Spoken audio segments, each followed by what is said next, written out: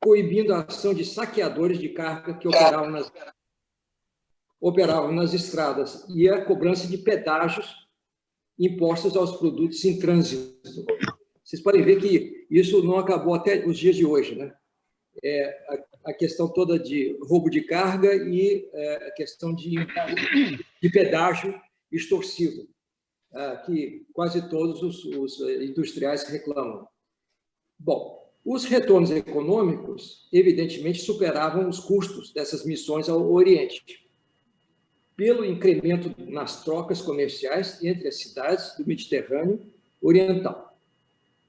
Aqui nós temos, então, sobre a Itália dividida.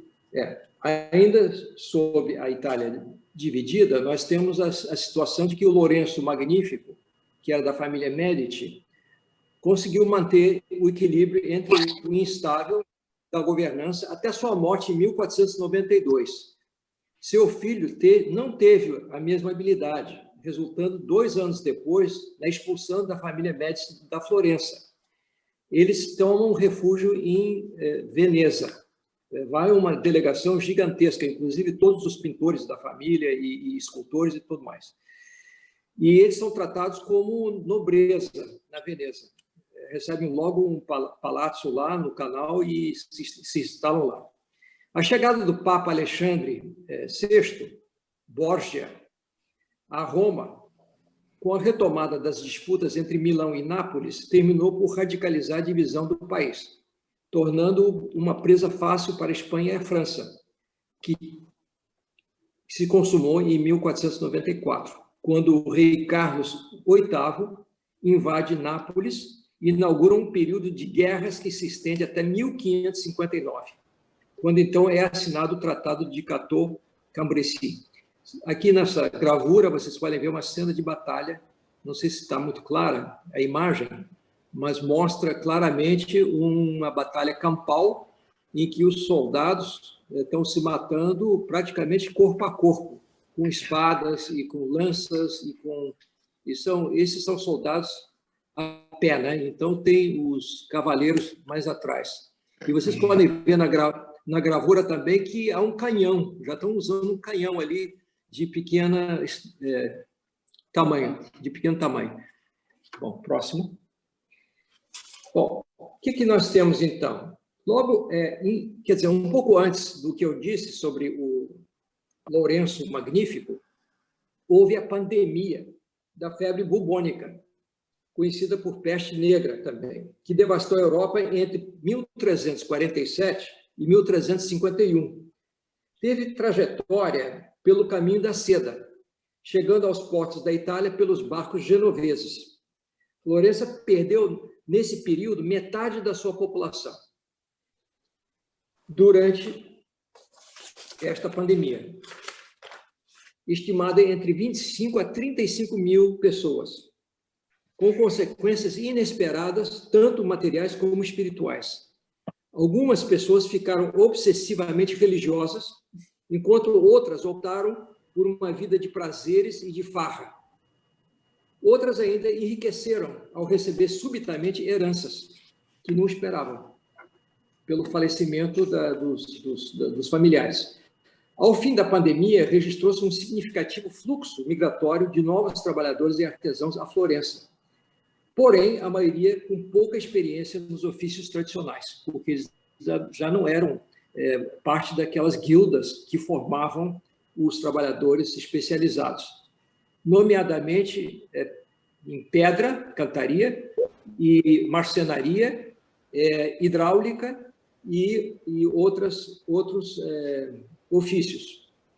Vale registrar também ainda que houve o crash da banca florentina, um ano antes do advento da peste negra. Desde 1270, os banqueiros florentinos operavam créditos com a corte inglesa e na importação de lã inglesa, matéria-prima usada na sua indústria de tecelagem. No entanto, em 1335, as casas bancárias dos Bardi e Peruzzi e outros banqueiros florentinos foram levados a emprestar cerca de 1,4 milhões de florins de ouro ao rei Eduardo III da Inglaterra, que foram usados para financiar a sua guerra contra o Filipe VI da França. Mas, com o resultado da guerra desfavorável, a Inglaterra não conseguiu cumprir... Desfavorável à Inglaterra. Desfavorável. A Inglaterra não conseguiu cumprir as condições do empréstimo. E então quebrou a Banca Florentina. Curiosamente, a Banca Florentina era uma das mais poderosas da Europa na época. Havia convertibilidade da moeda quase que em todos os mercados em que eles operavam. Porque, na verdade, eles operavam com carta de crédito e também emitiam papéis de longa maturação. Bom, então, aqui então surge também, nesse período posterior... Não, eu vou falar primeiro da defesa da cidade. Bom, a defesa da cidade e as guerras de 1375 e 1378 consumiram quase metade do total orçamento da Florença. Passa o seguinte, que tem um gráfico, a gente vai ver. O gráfico, isso. A população, vocês podem ver nessa estatística incrível do ano base de 1526, porque já projeta até lá, a população como oscila. A grande queda justamente ocorre quase vertical no período da peste negra, em que a população de 90 mil passa a ser 45, perdendo 50% da população urbana em Florença. Vocês podem ver que vai se recuperando ao longo dos anos, 1380, 1430, mas nunca chega aos 90 mil. Ou seja, vários séculos posteriormente, após a peste, eles não conseguiram recuperar a população original da Florença. Pode passar outro. Aqui nós temos, então, outro gráfico interessante das contas públicas. Em 1338, vocês podem ver que 10 maiores fontes de arrecadação no gráfico de barra vertical, vocês podem ver que o total arrecadado anual naquele ano fiscal foi de 90 mil florins de ouro. Tributos advindos do imposto sobre vinho, de impostos alfandegários, e infelizmente, a letra está muito pequena para a gente detalhar. Está difícil, né, ler? Eu prometo que a gente vai melhorar esse gráfico e enviar de novo para vocês, porque é muito interessante o que diz aqui sobre as fontes de arrecadação fiscal. No gráfico do círculo da pizza, vocês podem ver que a despesa ordinária de 1338 continha metade do orçamento público em despesa militar, incluindo defesa de Florença contra os ataques de outras nações.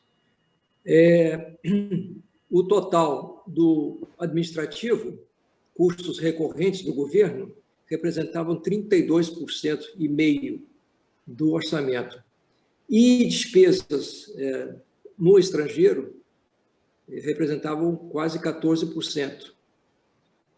E sundry, em inglês, Wagner me ajuda aí, sundry eu acho que são despesas discricionárias, se não me engano. Meu inglês, nesse momento, não me dá a tradução correta. Não sei se a Helena sabe o que é sundry. Eu acho que são discricionárias.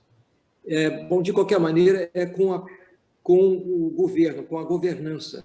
Receber diplomatas, oferecer cerimônias... Sundry é diversos. Diversos, exatamente. Diversos. Bom, como é interessante ver isso tudo, porque isso significa que eles mantinham estatística das suas contas públicas. Ou seja, eles eram extremamente organizados. Eles tinham...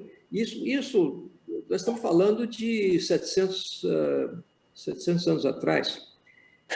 E uma organização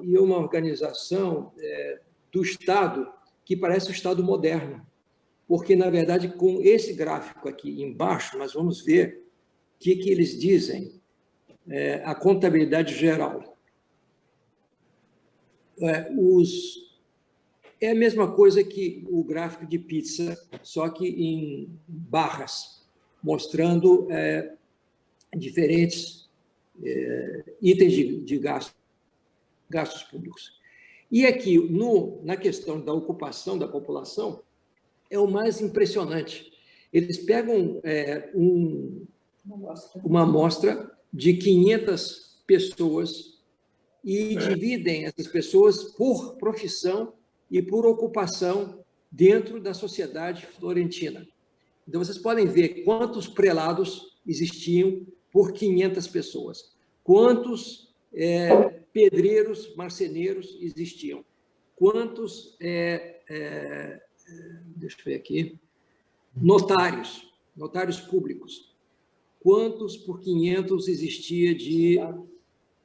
Perdão? Soldados também. Soldados profissionais. Médico era um.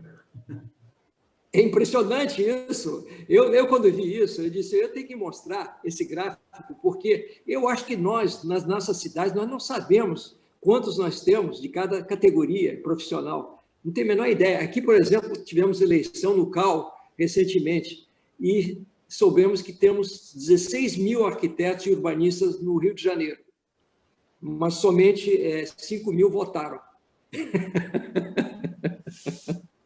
Bom, isso é um comentário à parte aqui. Bom, de qualquer maneira, eu acho fenomenal a organização do Estado florentino, que chegou a manter essa estatística vital para se entender o rumo que estava tomando o Estado. Bom, agora vamos falar sobre a questão da expansão territorial e a transformação urbana. E isso daqui é tema. Vamos voltar para aquele mapa, né, Miriam? Isso. Nesse mapa, nós vamos ver à esquerda os vários layers, né, as várias camadas da expansão da Florença nesse período que nós estamos discutindo. Vocês podem ver que a muralha ela vai ser reconstruída 3 vezes, ou mais, talvez, até. A última muralha é essa em vermelho, que tem uma fortificação ao norte, que nós estamos vendo. E o curioso é o seguinte, o rio passa dentro da muralha. O rio passa dentro da muralha e tem um jardim do Bóboli também dentro da muralha. Um jardim urbano, talvez tenha sido o primeiro jardim formal na Europa, do tamanho que tinha. Bom, aqui na gravura em cima, Florença medieval, vocês podem ver que a Florença medieval é contida num contorno menor, aqui em azul cinza, eu acho que é esse o contorno, porque ela vai se expandir depois da era medieval. E embaixo tem uma vista sobre Florença de 1470 a 1490. Aqui vocês já podem ver nessa gravura, apesar de ser muito pequenininha, a cúpula do Domo e também a torre da Palazzo Vecchio e também o campanário do Giotto da Basílica do Santa Maria Fiore. Bom, o que eu queria dizer aqui é que essa expansão extraordinária da Florença urbana, ela acontece, na verdade, num período muito curto de 4 séculos. E nós estamos falando aqui. E vocês podem ver, então, as grandes igrejas marcadas com esses numérico aqui, correspondendo à legenda do lado esquerdo. Aqui tem uma escala gráfica que também mostra que a cidade, na verdade, era muito compacta, ela não era muito extensa. Isso era também uma forma dos urbanistas da época de defender bem os seus cidadãos, porque é muito difícil defender uma cidade espalhada. As nossas cidades não seriam viáveis, militarmente falando, naquela época, porque a gente tem uma expansão gigantesca das cidades. É impossível você defender todos os bairros, da forma que eram organizados naquela época. Bom, próximo. Agora eu vou falar sobre a expansão territorial e essas transformações, que correspondem, na verdade, a crescimento econômico. O crescimento de negócios e a acumulação de riqueza era toda reinvestida na expansão e melhoria da infraestrutura urbana entre os séculos XIII e XVI, porque, na verdade, eles não tinham mercado financeiro em que se podia colocar dinheiro para render juros. Isso não existia na época. Não existia a Bolsa de Valores. Então, tudo era reinvestido na indústria e na expansão da produção e na expansão, vamos dizer, desse comércio. O Vincent Scully, que é um grande conhecedor do patrimônio italiano, afirma que Renascença, desde seus primórdios, vai libertar o indivíduo, deixando-o sozinho no mundo. Ao mesmo tempo, e paradoxalmente, trata de forma moderna o desejo de criar um meio ambiente perfeito para o indivíduo, inteiramente controlado, utópico e completo. Desde então, a era moderna busca alcançar esses dois objetivos também, que são irreconciliáveis: a liberdade e a proteção. Então, o Vincent Scully está dizendo, nessa sentença dele, nesse pensamento, que ele congelou. Congelou ali? Sim. Continua falando. Que deu um congelamento nas imagens, mas eu vou continuar falando aqui porque isso vem ao caso.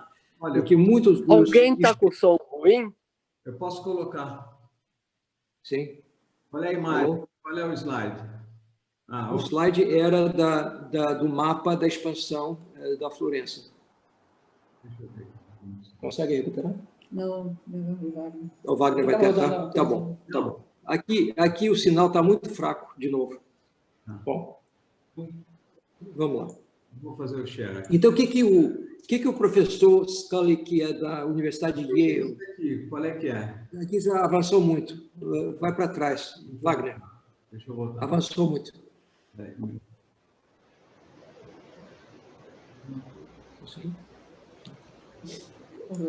O teu também congelou, não? Consegue ir para os slides anteriores? Mais. Não, depois disso. Isso nós já passamos. Depois aqui, isso. Bom, então, o que acontece? Acontece que começa esse boom de construção, tudo ao mesmo tempo. Igrejas, basílicas, palácios dos Médici, dos Strozzi, de todas essas famílias nobres, industriais, na verdade, eram industriais, banqueiros e mercadores, né? Classe mercantil. Então, o que acontece é que começam a ser desenvolvidos os tratados de arquitetura. O primeiro tratado, na verdade, é bem antigo, do século I, que é do Vitrúvio, período greco-romano. Em 10 volumes, o Vitrúvio escreveu um tratado com normas na área de construção, praticamente um código de obras. O Leon Battista Alberti, já na fase renascentista, e considerado o primeiro grande tratado moderno da arquitetura, escreve 10 volumes, como deve ser o projeto arquitetônico correto. O Tratado do Filarete é de 1461 e 1464. Aqui embaixo vocês podem ver que tem capas de alguns desses tratados ilustrados nesse slide. O Tratado de Engenharia e Arte Militar de Giorgio Martini, de 1470. Depois tem os 7 livros da arquitetura do Sebastiano Serlio, que também foi um grande arquiteto. Livro também de arte, mais do que de arquitetura, do Giorgio Vasari, de 1550. O Giorgio Vasari, que nós já vimos através da apresentação da Miriam, nas vezes anteriores, era um grande cronista. Ele escreveu sobre a vida dos grandes expoentes de arte e arquitetura. Os 4 livros de arquitetura do André Palladio, de 1570, é muito importante porque vai influenciar gerações e gerações de arquitetos, tanto na Europa como nos Estados Unidos. Imaginem que o Jefferson, que foi presidente dos Estados Unidos, construiu uma vila em Virgínia, influenciado pelo Villa Rotonda do Palladio, construído em Vicenza. E isso foi 200 anos depois que Palladio tinha terminado a obra dele na Itália, em Vicenza. E tratado da pintura do Leonardo da Vinci, de 1651. Bom, dito isso, vamos passar, então, a ver a questão da política econômica ligada à questão da construção da cidade ideal. Muda o slide? Quer dizer, com esses tratados todos... Sim. Qual? Diga, Wagner. Muda o slide? Alô? Mantém. Tem. Eu acho que é o seguinte. Depois disso, eu acho que na parte econômica eu vou falar sem slide, porque vai simplesmente confirmar esses gráficos todos. Bom, na virada do século XIV, aqui já nós estamos entrando nos expoentes. Wagner, pode passar o anterior, por favor? Na virada do século XIV, a cidade-estado de Florença despontava como uma metrópole mercantil com grande potencial de crescimento. No final do século XVI, alcançaria uma população de 100 mil habitantes, quase. O seu sistema de produção era alicerçado pela banca, que nós vimos, né? A banca que financiava, operando de forma dinâmica e eficaz para financiar a compra de insumos e comercialização da produção do Estado florentino. A indústria de tecelagem, como produção de seda, brocados e lãs finas, contendo elementos decorativos em filigranas e fios de ouro, eram produtos com alto valor agregado, exportados aos mercados europeus e do Oriente Médio. Os persas importavam tecelagens de Florença. A indústria se expande e configura no espaço a nova organização social, saindo do feudal para uma sociedade mercantil, precursora do capitalismo europeu. O florim de ouro e prata, como nós vimos, era a moeda florentina que atinge convertibilidade nos mercados financeiros do continente, fazendo de Florença um dos seus centros financeiros mais importantes, operando com instrumentos bancários, como emissão de cartas de crédito e títulos mobiliários. Bom, agora a arquitetura. Como é que isso vai refletir na questão da nova construção, da nova, vamos dizer, cidade ideal? Aí pode passar já o primeiro slide. Isso, aqui. Bom, já vamos falando aqui da questão da arquitetura que se desenvolve com novos conceitos de ordenamento espacial urbano, enunciados nos tratados que vimos anteriormente. Como o de Alberti, com incorporação de temas de representação clássica grega e romana. Alberti está aí, mais à frente. Sim, já passou a capa dele. Já. Vamos ver também a do Alberti, além dos tratados de construção. Mas, no entanto, essa representação clássica grego-romana era reinterpretada à luz do ideário renascentista. Não tinha nada a ver com a estrutura da vida grega ou romana, da era romana. A nova elite empreendedora, formada de mercadores, banqueiros industriais, consolidam famílias de proprietários que irão liderar e governar Florença. Com o surgimento da burguesia, senhoria, florescem as novas instituições, como bibliotecas, oficinas e escritórios. O Uffizi, por exemplo, é escritório em italiano, que hoje é um grande museu, é uma galeria, Uffizi. Galerias de coleções de manuscritos, pintura escultórica, arquitetura cívica e eclesiástica, arte pública. A reforma urbana incluía piazzas, praças públicas servidas por corsos, amplas avenidas, e o boom da atividade de construção em Florença do Trecento e do Quattrocento era frenética, ritmo que só não se acelerou ainda mais pela indisponibilidade da oferta de mão de obra capacitada. Mestres pedreiros, marceneiros de hidráulica, com suas equipes de aprendizes. A mão de obra era contratada através das guildas e remunerada segundo a qualidade do trabalho. Olha só que interessante. As guildas, na verdade, eram sindicatos, eram precursores de sindicatos que tinham a função de capacitar e fazer a classificação da qualidade do trabalho de cada grupo que eram, então, contratados para fazer as obras necessárias, tanto públicas como privadas. O mecenato e a filantropia ganham força na Florença republicana. A cultura cívica assente na acumulação material sem precedentes, onde a riqueza e o poder político se mesclam entre notáveis e líderes da comuna. Aliás, o termo comuna, em italiano, significa, na verdade, a cidade, a comunidade. Essa elite de mercadores e banqueiros é referida como signoria. Não sei se minha pronúncia é boa em italiano, mas é signoria, eu acho que é signoria.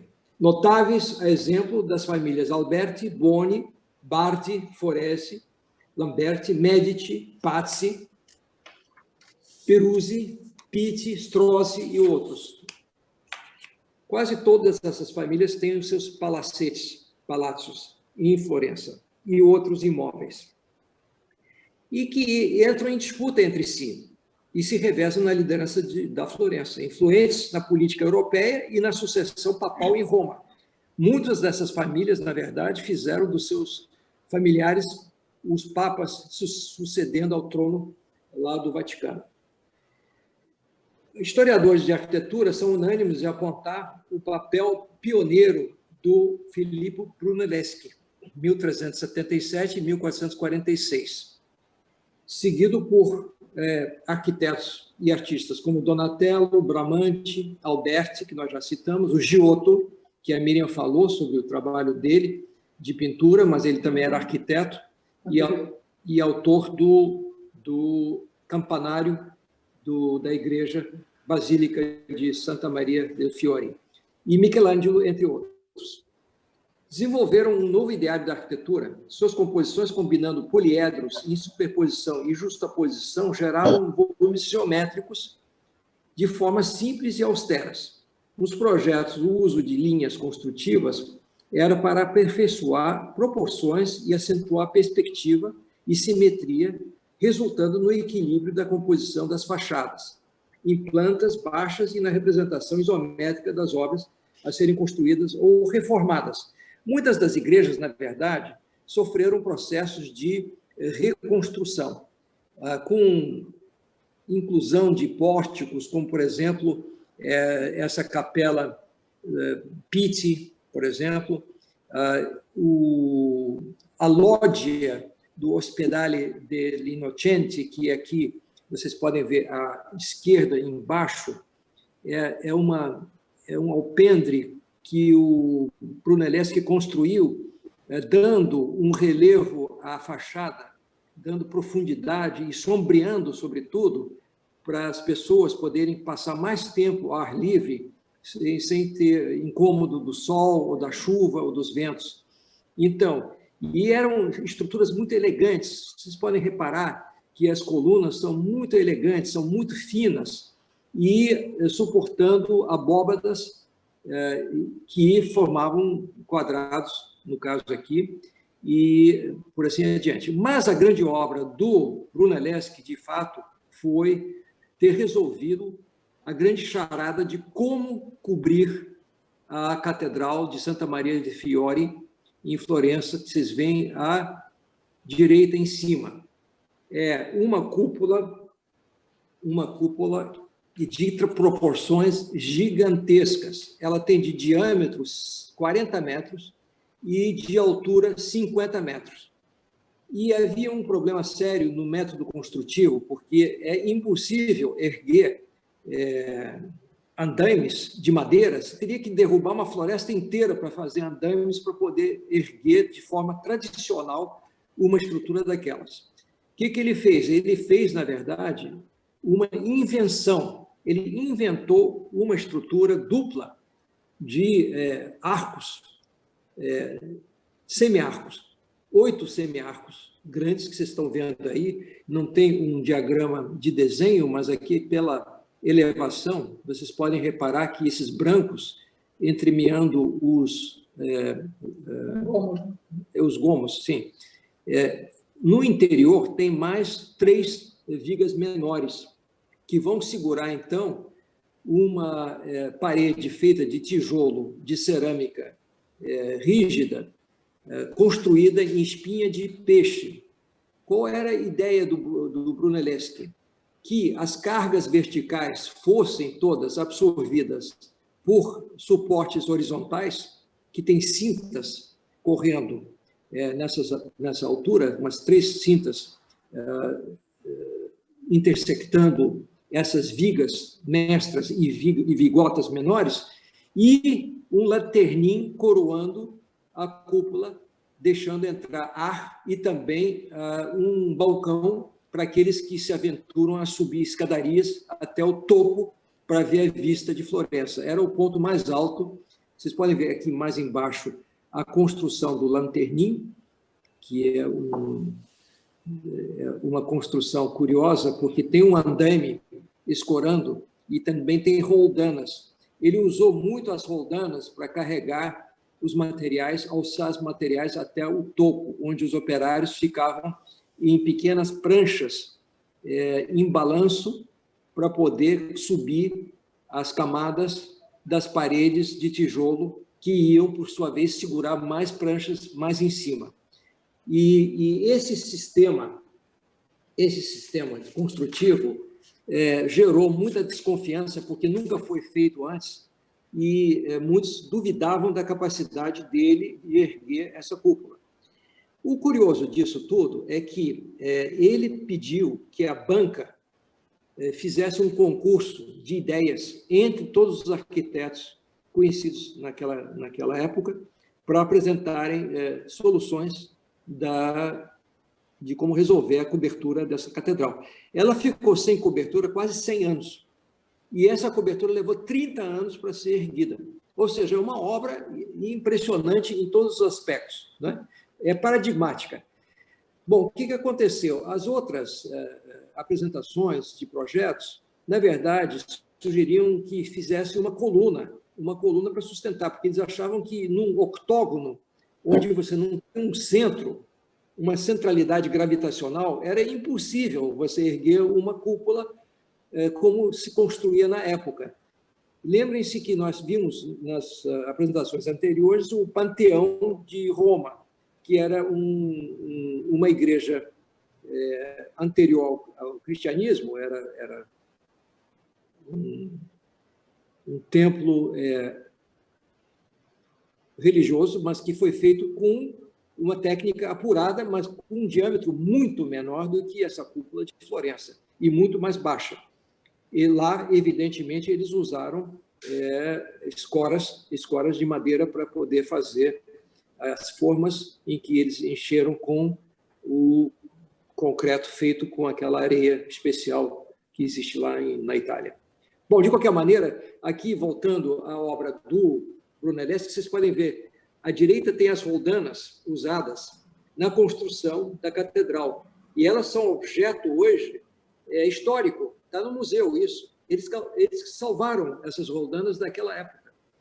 E aqui tem uma foto da cidade de Florença, mostrando ao fundo, aqui no meio desse slide, mostrando um trecho da cúpula, para mostrar a escala que era em relação à arquitetura vernacular, onde moravam a maioria dos operários e moradores florentinos. Aqui no meio existe um detalhe de cantaria do Palácio Pizzi, que eu acho fenomenal, porque, além do mais, os florentinos eles tinham uma estética muito austera e, curiosamente, me lembra um pouco o que os quechuas fizeram em Cusco também com pedra, juntas absolutamente perfeitas, e o tamanho da pedra talhada encaixando perfeitamente inclusive fazendo uma perspectiva de que há um ponto de fuga para cima, as pedras maiores embaixo, e inclusive fazendo as janelas diminuírem na medida que vão subindo em altura. Isso dava uma impressão de que o prédio era muito mais alto do que, na verdade, era. E dava uma certa leveza. Bom, aqui, então, embaixo nós temos o Palazzo Pitti e o detalhe da obra de um dos trechos da fachada. Pode passar. Próximo slide. O Brunelleschi, na verdade, ele era um arquiteto que se notabilizou por várias igrejas e basílicas que ele construiu, afora o Duomo. Ele também fez a Basílica de São Lourenço, que é muito importante como um elemento que foi parte da transformação urbana de um bairro conhecido por Gonfalone. Gonfalone, em italiano toscano, significava leão de ouro, onde também ficava o monumental palácio da família Médici. E para fazer essa construção da basílica, eles destruíram um monte de casas vernaculares de pessoas que moravam lá, abrindo espaço para uma Florença mais monumental e mais, vamos dizer, consagradora do poderio econômico que ela tinha. Ele também construiu, nessa Basílica de São Lourenço, vamos passar depois para esse. Ele também construiu a sacristia da Basílica. Havia duas sacristias nessa Basílica de São Lourenço, uma foi do Brunelleschi e a outra foi projetada por Michelangelo. O Brunelleschi faz uma solução curiosa de volumes geométricos, um quadrado dentro de um retângulo. E o quadrado recebe uma cúpula. E dentro dessa sacristia existem, então, 2 sarcófagos com projetados por Donatello. Vocês podem ver que, na verdade, eram equipes fabulosas de arquitetos e de engenheiros que colaboravam em equipes. Não havia o problema de um substituir o outro, porque muitas vezes o arquiteto era requisitado para ir para Roma ou para outro canto da Itália e não podia cumprir. Então, sempre tinha a possibilidade de outro preencher esse vazio, uma vez que já tinham sido determinadas as linhas mestras da obra, não ia ser modificada. Né? Bom, de qualquer maneira, aqui temos, então, o Michelangelo Buonarroti, conhecidíssimo escultor, pintor, arquiteto, que fez a cúpula da Basílica de São Pedro. A igreja em si foi projeto do Bramante. É muito curioso, porque, na verdade, levavam 100 anos para construir, 150 anos. Então, na verdade, eles vão completando a obra que já tinha sido feita, mas vão também melhorando os aspectos construtivos, uma vez que a técnica foi melhorando também. A Praça Campidoglio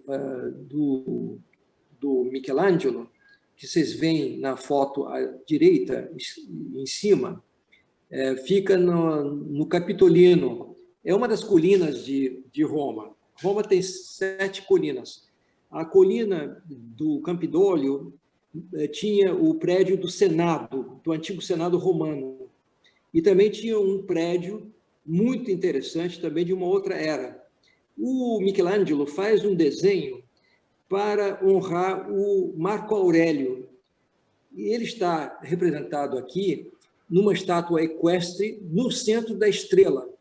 Essa estátua equestre, eles não sabem exatamente de onde veio, mas é uma estátua maravilhosa, porque ela mostra o Marco Aurélio como um dos imperadores mais queridos da era romana. Ele era muito popular, ele era muito querido da população. E ele está montado em cima de um cavalo que foi feito pelo escultor numa escala um pouquinho menor do que o cavalo seria, para engrandecer a figura do imperador em cima do cavalo. Bom, eu só posso dizer o seguinte, eu visitei Campidoglio umas 3 ou 4 vezes, porque eu acho que é uma das obras mais incríveis do Michelangelo. Ele faz um desenho, esse oval que vocês estão vendo, como se for uma cúpula de igreja, de catedral, rebatido no pavimento. Ou seja, ele deu uma tridimensionalidade estupenda a esse desenho. E, curiosamente, isso está lá há 500 anos e não teve que fazer nenhuma reforma, porque usaram os materiais mais nobres que se podem imaginar. Um granito, com mármores e acabamentos incríveis. E também a questão toda da hidráulica, de como drenar uma praça dessas. Bom, o Campidoglio, na verdade, é uma maravilha. E quem for visitar Roma, é recomendável que se visite. Em termos de São Pedro, também tem várias nuances interessantes. Aqui, vocês podem ver que houve acréscimo dessa arcada que delimita a Praça de São Pedro com um monumento obelisco que já é bem mais posterior, e trabalho de Bernini, do Borromini e do Michelangelo, ele, na verdade, não fez a parte da arquitetura fora a cúpula. Mas vocês podem ver que é um complexo que foi sendo melhorado e ampliado durante esses séculos todos. E aqui a biblioteca, embaixo, à direita, é uma biblioteca Medici, laurentina, ou laurenziana, depende como a gente diz, porque em inglês é laurentina. Vocês podem ver que é um prédio que poderia ser visto como se fosse um prédio feito no século XIX, no século XVIII. Ele tem proporções magníficas, ele usa, de novo, a questão toda das colunas esbeltas, e que são ordens ou dórica ou coríntia, mas já estilizada, não igual àquelas que vão encontrar na Grécia Antiga, ou aquelas que os romanos copiavam dos gregos, mas já numa elegância muito grande. O que é fenomenal nessa família Medici é que eles juntaram os principais documentos da época e guardavam em biblioteca para o bem da história da Itália. Ou seja, é de um gesto filantrópico incomparável, eu diria, para a época. E o Cosimo, ele tinha também predileção por documentos. Ele colecionava documentos antigos, tratados de paz, negócios, e etc, etc. Títulos também de nobreza. Os títulos de nobreza eram comprados, na verdade. Outro. Próximo slide. Aqui está congelado. Né? É o Wagner. É o Wagner? Tem o próximo slide aí, por favor. Isso. Donato Bramante, eu já citei ele. Então, o que ele fez? Ele fez aqui a Basílica de São Pedro, lá em cima, inserido num quadrado, uma planta absolutamente simétrica, uma beleza de proporção. Vocês veem que havia um cuidado muito grande com a questão das proporções, porque elas também obedecem a certas regras de cálculo estrutural.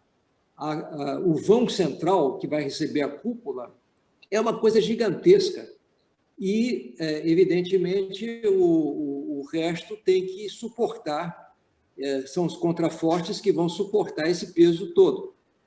Embaixo nós temos uma pequena capela de São Pedro, em Montório, e aqui a planta e elevação desse pequeno pavilhão, que é uma gracinha de construção, muito original, e que também tem umas proporções que antigamente era difícil conseguir isso sem esses tratados todos de estética renascentista da questão toda. Né? Próximo. Wagner. Isso. Tá aí. O Leon Battista Alberti, nós já falamos um pouco sobre os tratados de arquitetura que ele escreveu.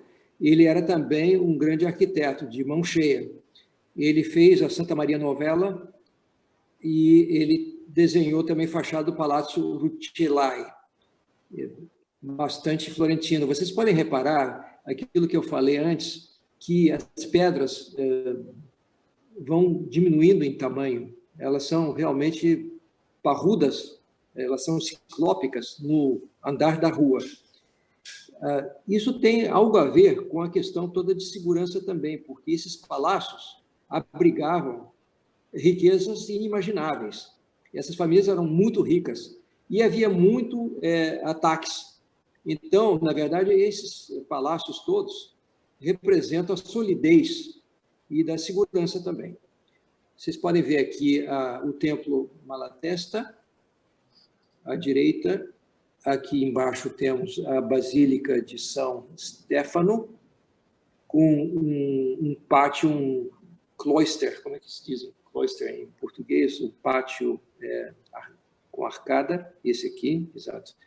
E aqui, Palácio Rucellai. O tamanho desse Palácio do Rucellai é uma coisa inacreditável, né? E, não sei, talvez 60 aposentos dentro dele.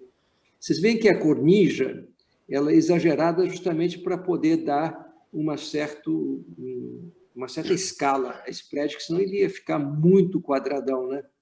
E é um artifício estético, basicamente. E todos esses palácios eram cobertos com telhas cerâmica. Tanto é que qualquer vista aérea de Florença, vocês podem ver uma uniformidade magnífica de tratamento dos materiais das coberturas. São todas telhas cerâmicas. Bom, próximo. Também o Alberti fez novos planos de Vaticano e a reforma da Basílica de Santo Estevão. Bom, isso aí. Bom, e aí eu termino com o Paládio. O Paládio, ele já é numa outra era, ele é um veneziano, ele projeta muita coisa em Veneza, várias igrejas importantes, basílicas, e ele se notabiliza por vilas rurais da nobreza, inclusive gente de Roma. A Vila Rotonda, por exemplo, aqui à esquerda, embaixo, vocês podem ver, tem a elevação e tem a planta.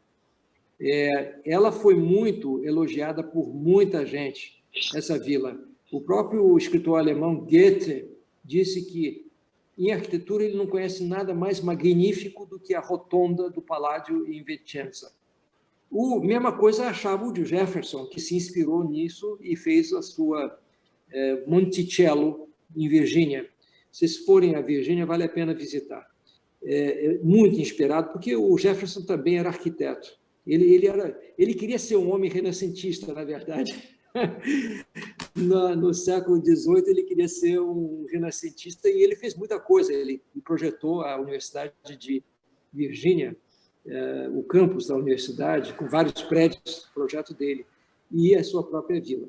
Bom, o que o Paládio é importante aqui?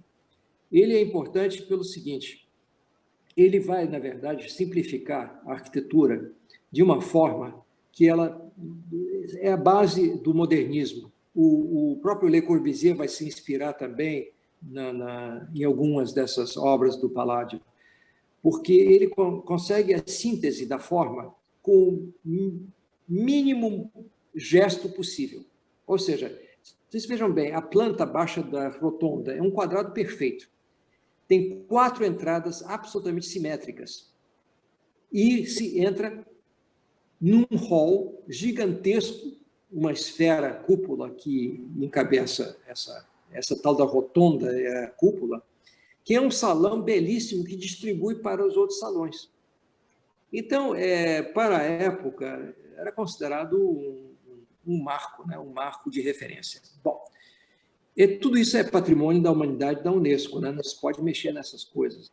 A Vila Capra, a Vila Foscari, Vila Bárbaro, Vila Pojana, Vila Malmarana, palacetes urbanos imponentes como Cericati, e as maiores obras dele em Veneto, Vicenza, né? Também em Veneza, e várias igrejas. A próxima. Wagner, próximo slide. Você fez uma pergunta, o que era cloister? Cloister é claustro. Bom. Cloister é claustro. Claustro, ok, obrigado. Próximo. Acabou, valeu. Então, Obrigado. Giulio Romano, 1499, 1546. Ele projeta muita coisa para o Duque de Mantua, e faz também projetos urbanos, ruas, catedrais, espaço ducal e sistema contra inundações do Rio Pó. Havia transbordavam os rios, né? Porque, como sempre, né, os rios não têm ciclos regulares. Bom, nós temos aqui várias obras dele, do Giulio Romano, e vocês podem ver que eu não falo de estilo, porque, na verdade, não existe estilo. Existem, na verdade, autores que são idiosincráticos e eles são inventores também. Então, na verdade, tudo isso é renascentista porque obedece a tratados e a diretrizes muito concretas de como construir melhor por menor preço, por assim dizer. Aliás, a gente deveria aprender bastante com os florentinos, porque eles fizeram obras que ficaram em pé durante 500 anos. Isso já é uma prova de sustentabilidade sem par, né? E nós fazemos obras aqui que caem em 5 anos. Né? Então, tem uma grande lição de que, na verdade, mais vale a pena seguir algumas normas comprovadamente bem-sucedidas para que a gente tenha obras que durem, né? Que sejam resilientes. Então, aqui nós temos as obras do Romano, que são muito boas e que, hoje em dia, têm um valor inestimável. São todas obras tombadas pelo Patrimônio da Humanidade, da Unesco.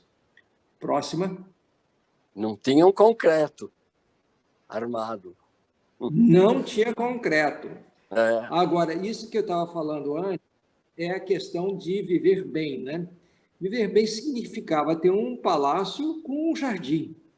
E o jardim formal de Boboli é uma das maravilhas de Florença. Quer dizer, quem visita Florença tem que visitar esse jardim.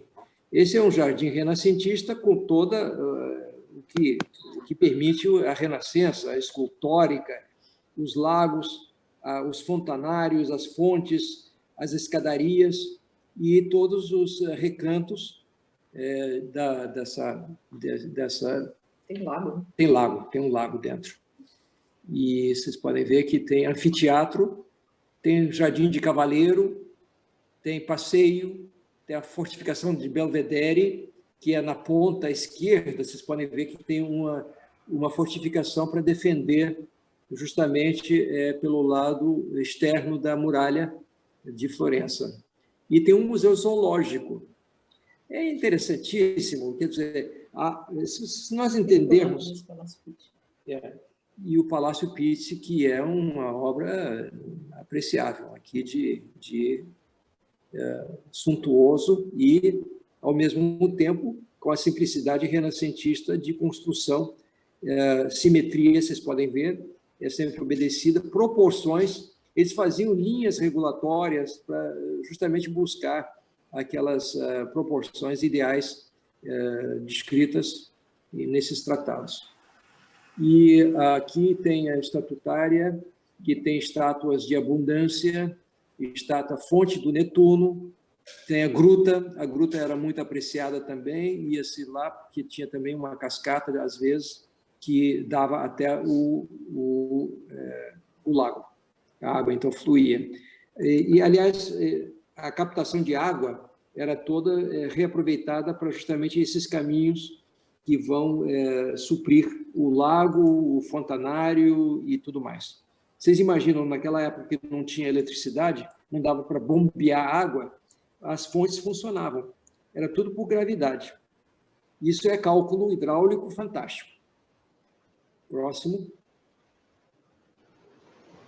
Aqui eu faço um quadro comparativo do desenvolvimento da arquitetura na Europa, justamente nesse período de tempo, 1420 até 1830, o que nós tínhamos na Itália, o que tinha na França, no mesmo período, e o que tinha na Inglaterra. Vocês podem ver que a Itália ela vai ser a líder, porque a Renascença, na verdade, vai ser um parâmetro, vai ser um parâmetro para todas as outras etapas do classicismo, do barroco e o em inglês antiquarian é o eclético, né? É o maneirismo. E na Inglaterra nós vamos ter já uma outra desenvolvimento em que a arquitetura elisabetana depois vai dar no jacobino, depois vai ter um estilo Stuart, e entre 1702 e 1830, um período longuíssimo da arquitetura georgiana.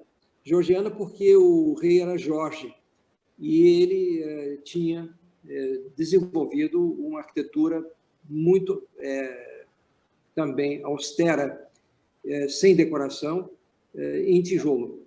Então, a Londres georgiana, vocês podem ver que ela é toda de tijolo vermelho, com prédios, até palácios, feitos em tijolo de cerâmica. Então, e agora, para terminar, eu tenho um pequeno epílogo que arredonda essa apresentação. Então, a história florentina, em seu apogeu, é uma história de inovação. Os florentinos escreveram a primeira obra de importância em linguagem popular, a Divina Comédia. A linguagem popular é em toscano, porque naquela época se falava latim. Latim era a língua da elite erudita. Podia ser prelados da igreja ou podia ser nobreza. Mas o Dante resolveu escrever em vernacular, ou seja, na linguagem que o povo entendia. Eles realizaram a magnífica obra do Domo, que nós vimos, que foi o Brunelleschi, primeiro desde a antiguidade. Eles descobriram a perspectiva, eles pintaram os primeiros nus em quadros durante a Renascença. Eles compuseram a primeira ópera, a Eurídice, foi a obra do Jacopo Peri. É uma questão, se foram os florentinos ou venezianos, os primeiros a coletar estatística, porque os venezianos também eram muito bons na contabilidade, devido ao seu comércio com o Oriente. O primeiro humanista foi Petrarca, que era filho de Gibelino Florentino, mas ele foi criado em Arezzo, ele foi criança para Arezzo. A crítica literária foi inaugurada por Boccaccio. Em suas palestras sobre Divina Comédia, na igreja próxima da Badia, afirmando que a obra do poeta vulgar Dante, vulgar no sentido do vernacular, né, tinha que ser lida em voz alta e em público. A tese clínica sobre sintomas da febre bubônica é contida no Decameron. Contribuiu aos avanços da medicina descritiva. Maquiavelli é considerado o pai da ciência política ao estudar os mecanismos de poder em políticas e governo. O primeiro tratado de crítica da arte foi escrito por Leon Alberti. O Leonardo da Vinci, genial florentino, inventor, pintor e arquiteto, realizou estudos desde as funções do corpo humano a projetos de engenharia militar e equipamentos de artilharia. O Galileu, com assistência e proteção do Cosimo II, contrariando dogmas da Igreja, reafirmaria com suas observações celestiais que o Sol ocupa o centro do nosso sistema planetário. E aqui eu termino com uma frase da Mary McCarthy, que tem um livro maravilhoso chamado The Stones of Florence. Os florentinos, de fato, inventaram a Renascença. Vale dizer que eles inventaram o mundo moderno. Eles introduziram o dinamismo nas artes, quer dizer, um processo contínuo de aceleração, o speed-up, que criava a obsolescência em seu entorno, muito similar ao que os novos métodos fazem hoje na produção industrial. Tudo fica obsoleto muito rápido com a nova invenção. Por onde passavam os florentinos, atuavam como agentes de câmbio ao influenciar as inovações por toda a Itália, no restante da Europa e em todo o mundo da época. Muito obrigado.